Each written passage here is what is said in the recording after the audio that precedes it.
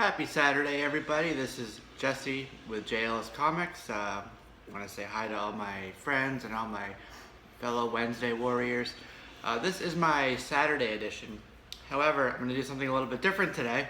I'm going to do a little bit of a head-to-head review, let's call it. We have, as you can see here, that's four. There we go, I can count. No, actually, four is right. There are three kind of big events from DC this month. It's December 2015. If you're watching this in the near future, you know what month it was now. The other one, they're all quite different, but they all revolve around one sort of main theme, or one protagonist, which would be Batman, Gotham, Batman, and that whole mythology. The other one that is not here, and it kind of, I wanted to do these three. It would be the Harley and the Harley's little black book, and the poly-bagged covers and what have you. Those I don't see them as really a limited series or an event. It's an event in that you're pulling it out of the bag and everything, but I don't think that Green Lantern is going to connect to Wonder Woman, is going to connect to, Batman 47, and that's not going to connect to Harley's little black book #2 in February, you know what I mean? So that's why I have these here. These are all three limited series, and I want to kind of compare these. I'm going to rank them once I kind of go through them from my most favorite to my least. But that being said, these three here, we have Robin War. This is Robin War Part 1. We have Batman Europa, and we have Dark Knight 3, The Master Race. They were all excellent. So even if it is the third of three, one being the best, that does not mean I didn't like it. They're all excellent books.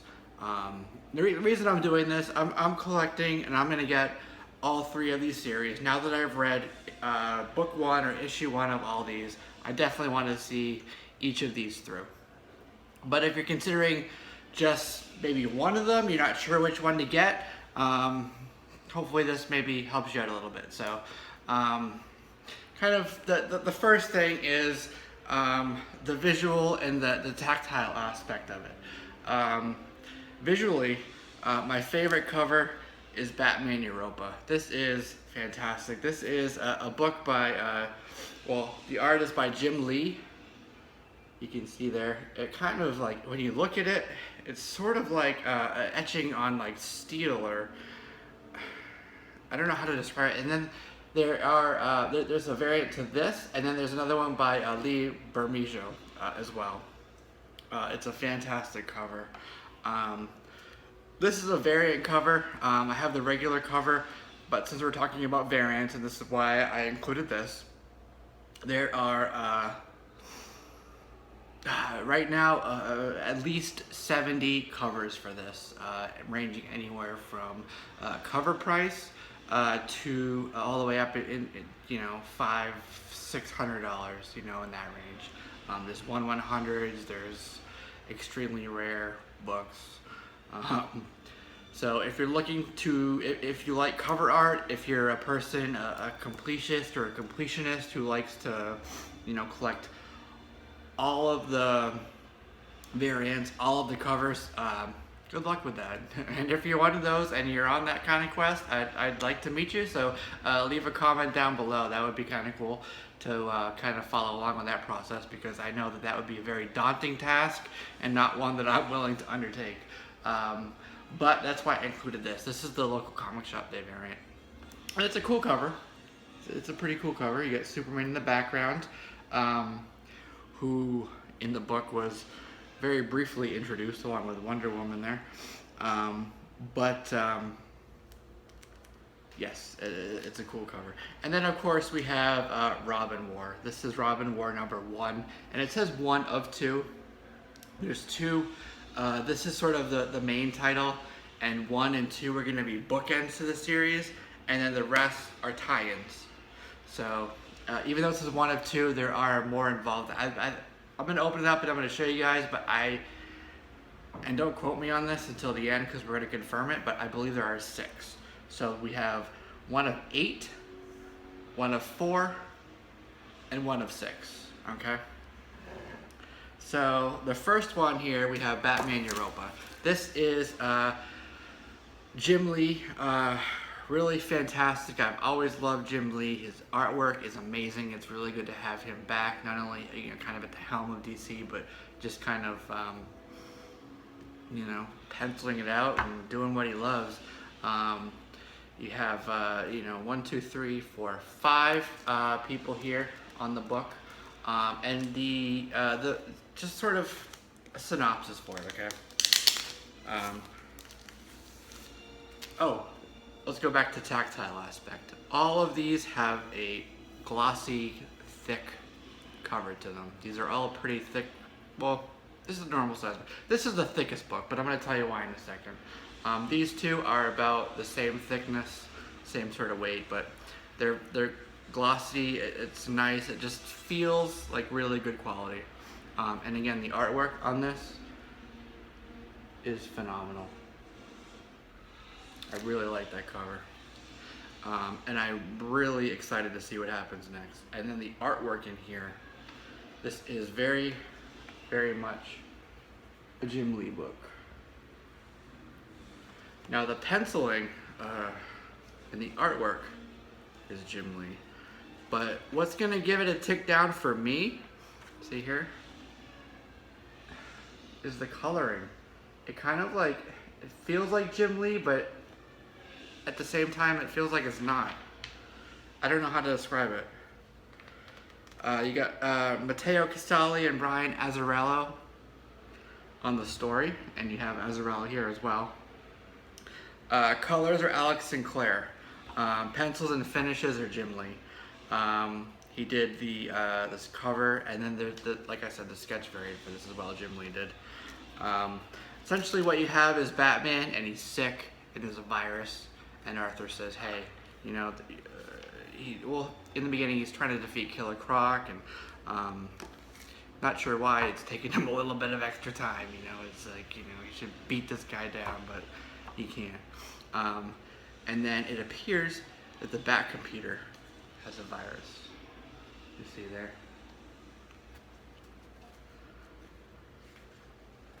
But you find out it's not necessarily just the computer. And then, we go through that, and ooh, holy shit, reveal. And then suddenly, I'm gonna hide that page. Suddenly, we're in Berlin. To me, it was a bit of a jump. Like, we go from the Batcave to Brandenburg Gate in Germany. Already in Europe. What happened there? How did he get there? Was it the way that happened in Dark Knight, where he took a special cargo plane and then kind of like fast rope down and into Japan? That was a cool scene, by the way. But yeah, here we are in Germany. We're tracking down people, find a hacker, and then guess who shows up? Also in Germany. And how? I don't know. You got Mr. J right there. Look at that artwork though. The coloring, it's just a giant splash of color. And very cool paneling too, I have to say. I'm not gonna give away the ending. This was, oh, you know what? I'm gonna give away this page though. Ooh, that is really cool. Batman comes crashing in. Joker's shocked. What's going on? Here's the lady here, the hacker. Holy shit, it's Batman's boot.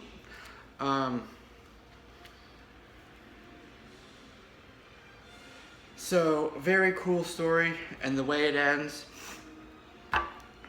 I'm not gonna give it away like I said, but you got Batman and you have the Joker there in Europe. How did they get there? I don't know. But then suddenly, it's done. Next they'll be in Prague. One thing I did like quite a bit about the, oops, not the story, but they saved, see this is the end, but look, there's still all this. They saved all the ads till the end.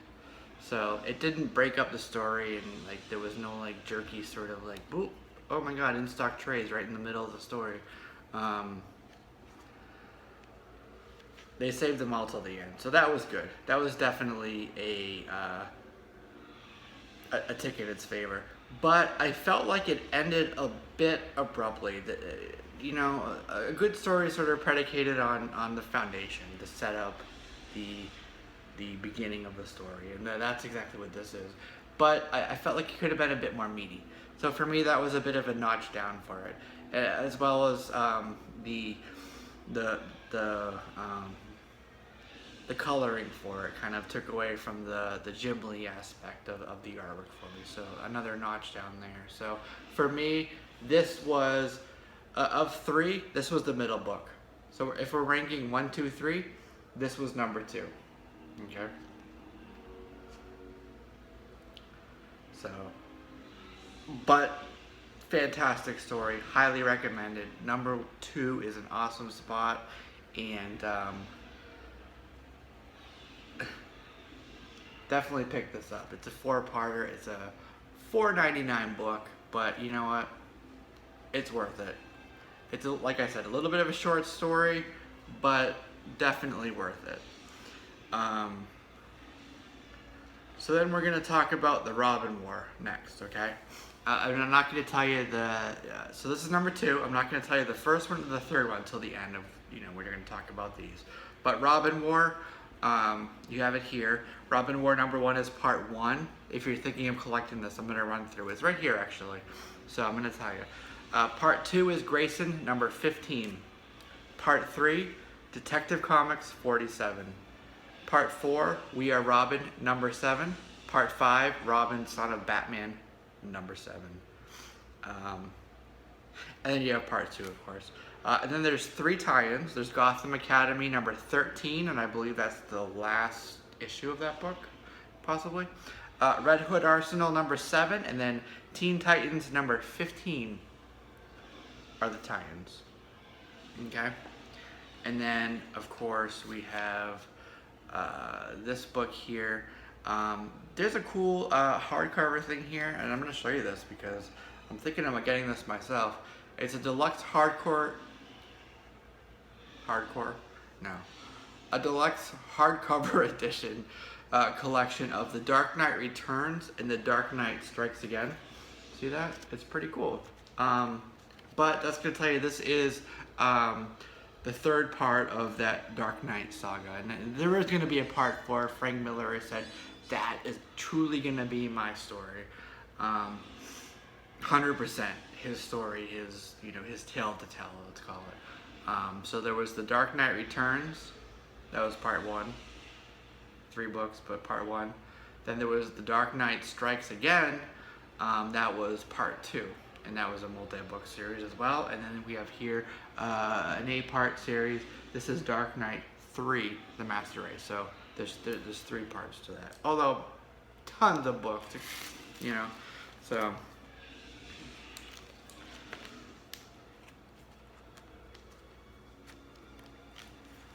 Trying to put this back in. Batman. Okay. So we have, what should we do next? Take a vote right now. This one? Okay. Robin War. This is Robin War 1 of 2. I read Court of Owls. If you did, you understand this cover. I did not read We Are Robin. Okay. So I went into this event, let's call it. I went into this event without having read We Are Robin, and I read some of the previews and some of the initial, conversations when people were talking, when the solicits came out and everything. So, I'm always on some of the boards on the forums for that.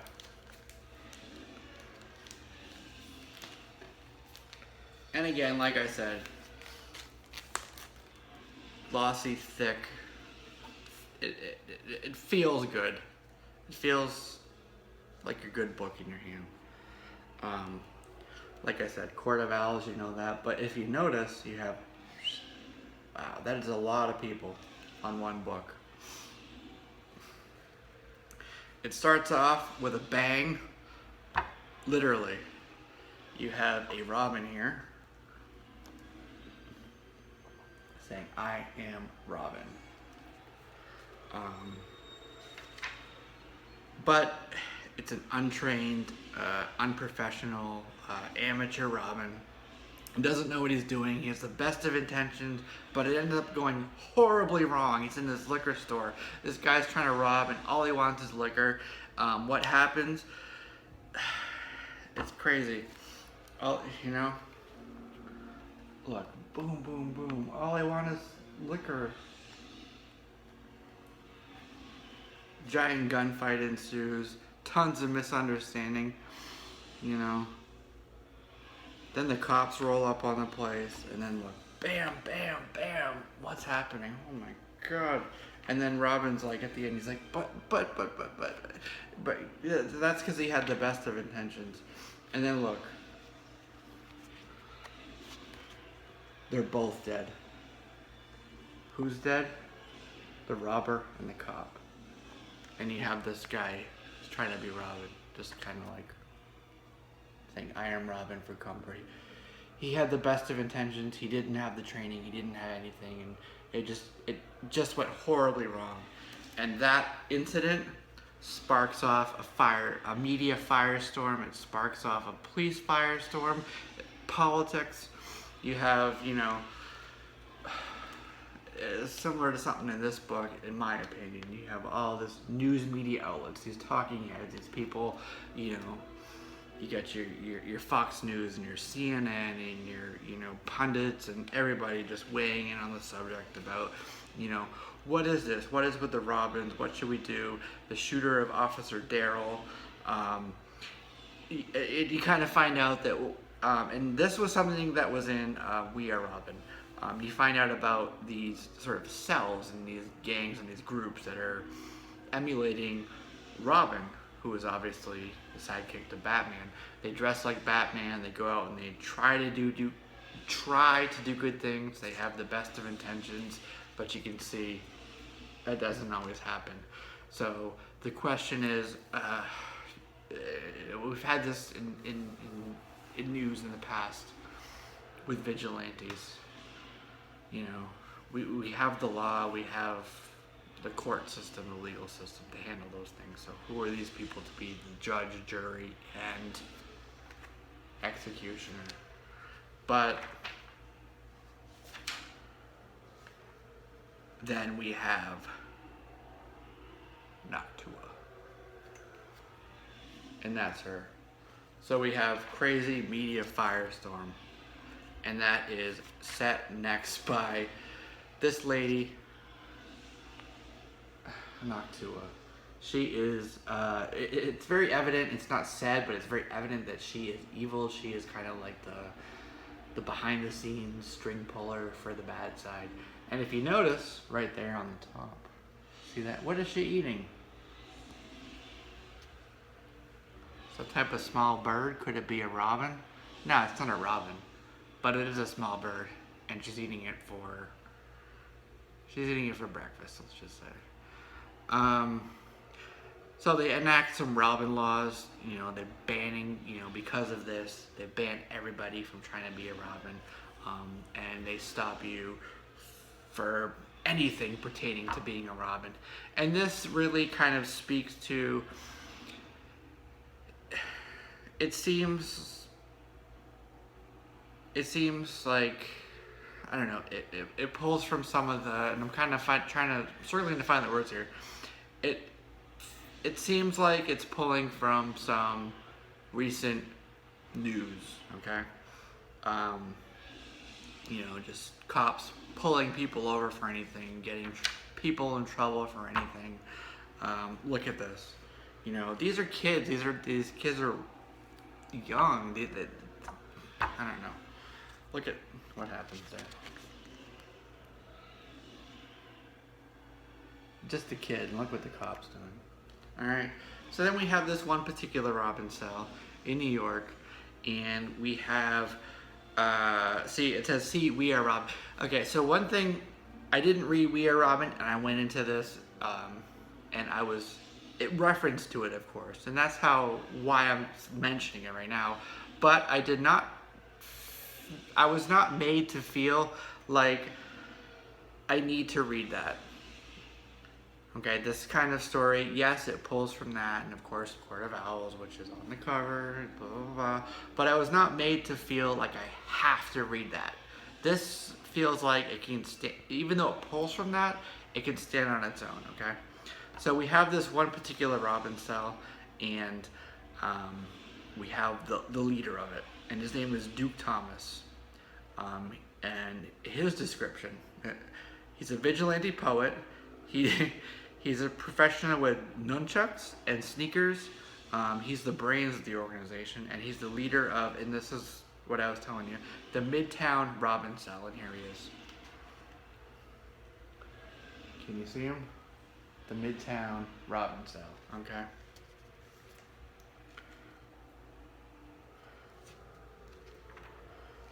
And then you have, a couple incidents happen. He gets arrested for, like I said, they'll arrest you for anything for being a Robin. He's got red shoes on. Robin's red. They arrest him. But you know what? This dude, not having it. Not having it. And we have the advertisement here in the middle, unlike that, where they put him to the end. Although this one looks kind of cool. It's Batman and Ninja Turtles. Check that out, man. That looks pretty freaking cool. And I am at 21 minutes already. Okay. So the Robins, essentially, they get together. We're gonna meet some of the original Robins, which is really cool.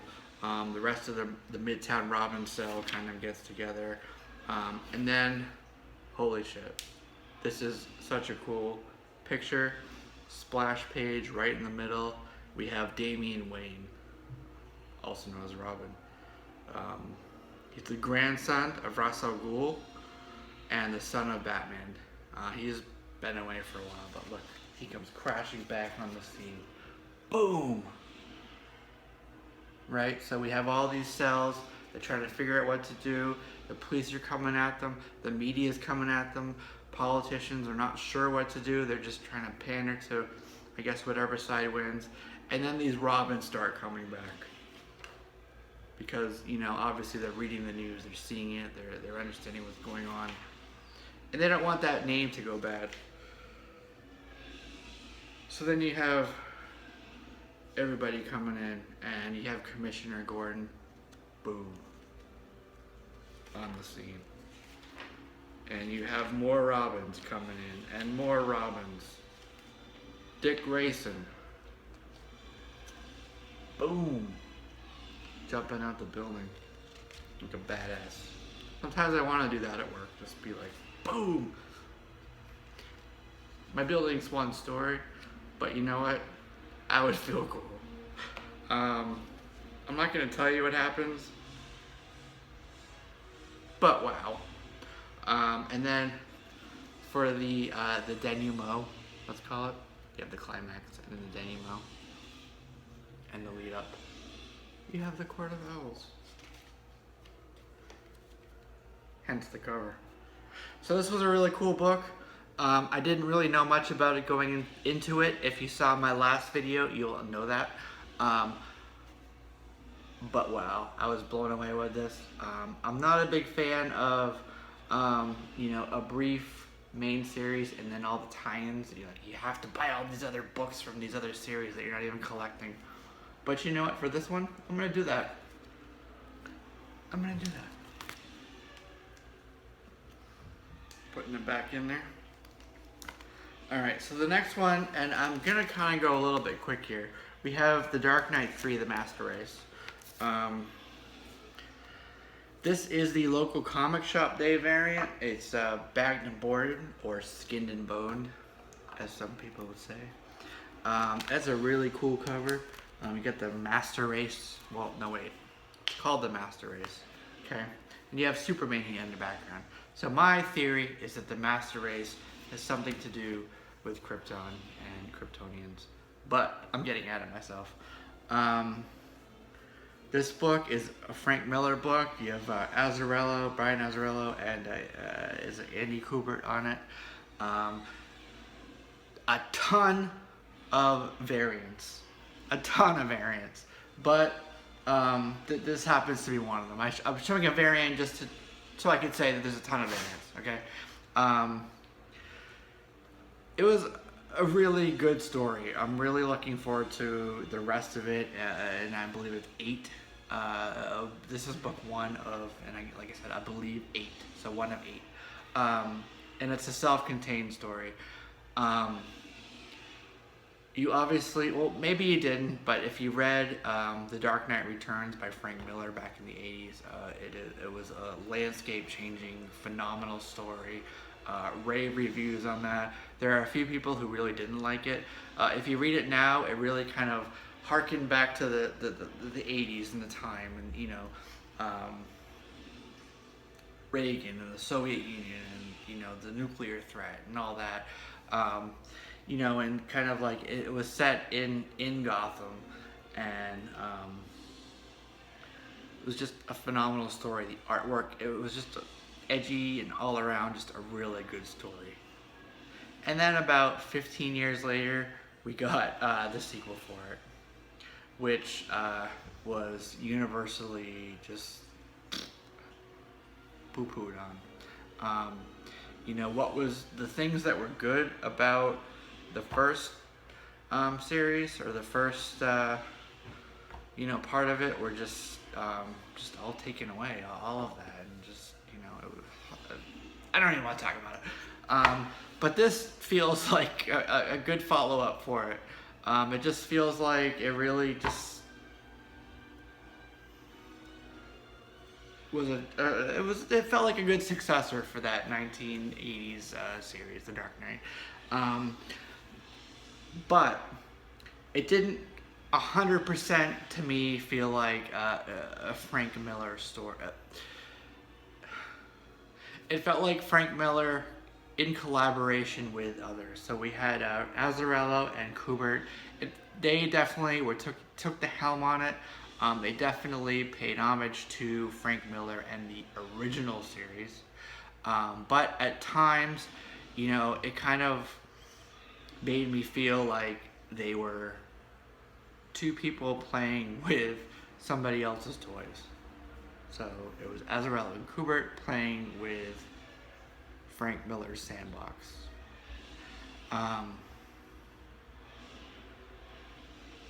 But I really liked it. You know, some of the things, they definitely, you know, there were a lot of references to, you know, going back. If you really kind of were tied into that story, then you'll know what I mean.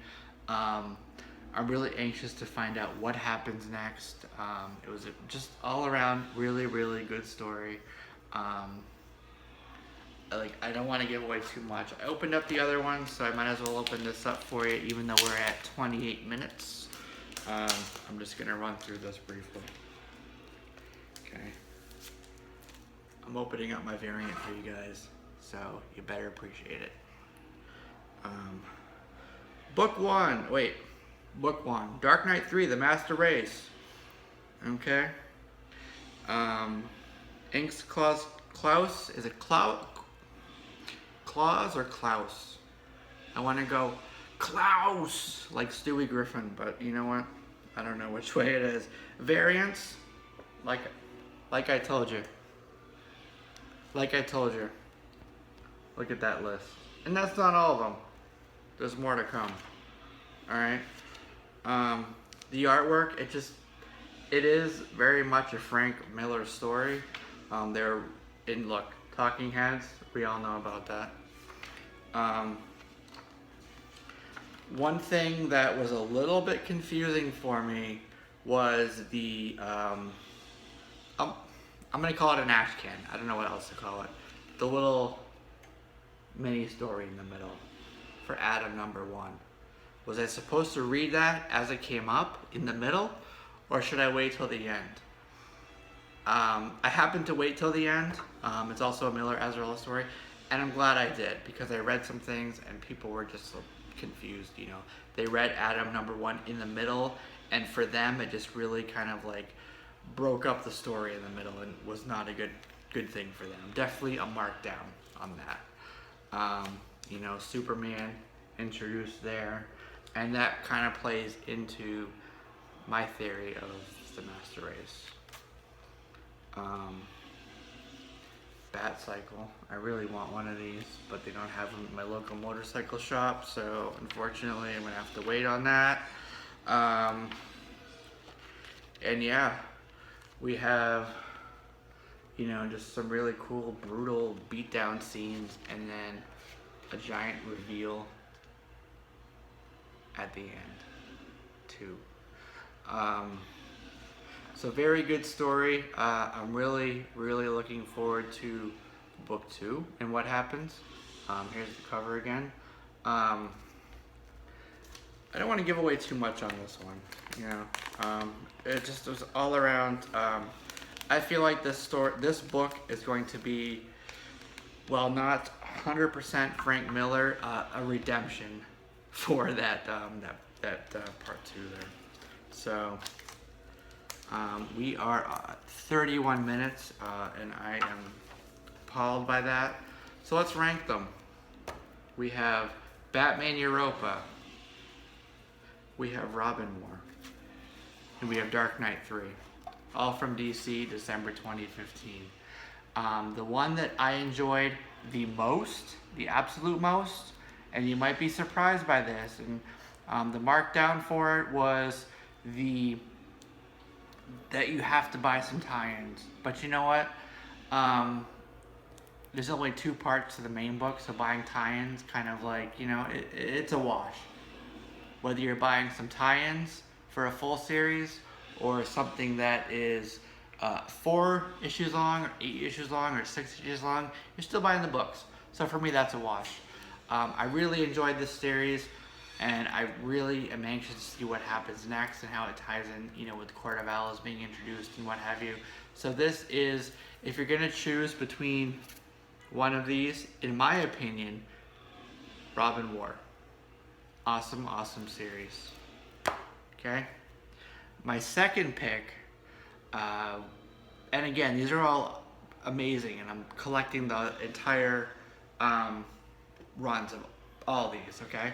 My second pick is going to be Batman Europa.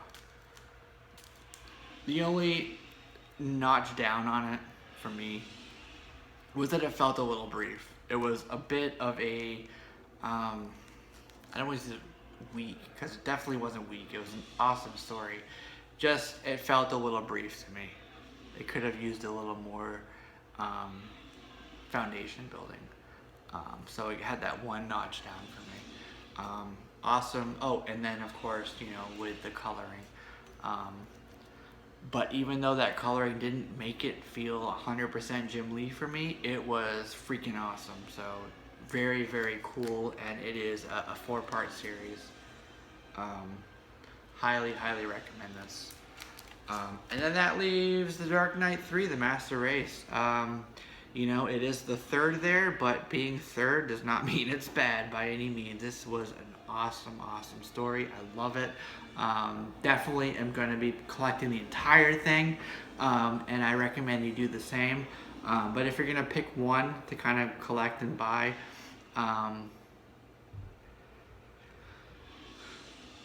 I would say Robin War #1, but you know what? Any of these, you can't go wrong with it. You know, if you like a lot of action and boom, get right into it, this one. If you like,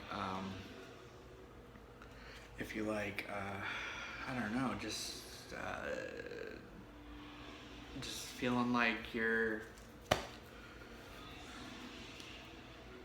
I'm trying to think of what the word would be for it. It just evokes some sort of emotional aspect and just the environment for it and everything.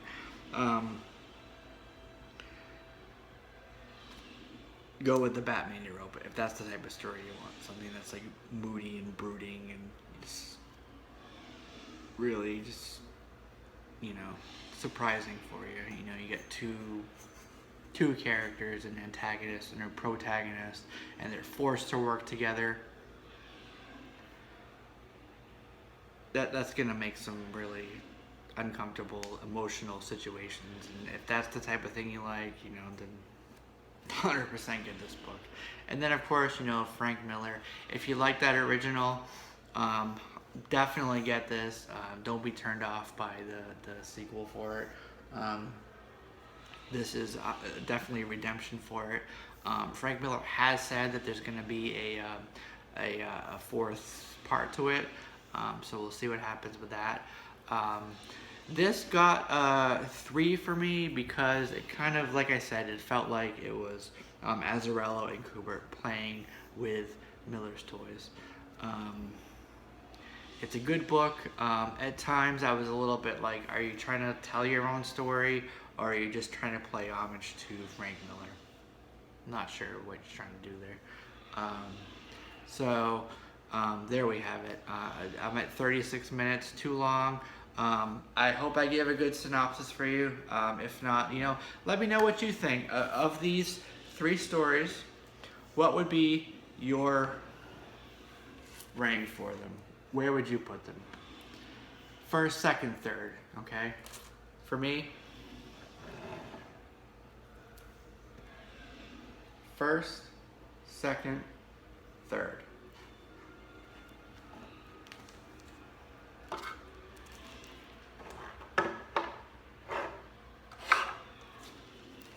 But you know what? They're all awesome. I'll see you guys later. Peace.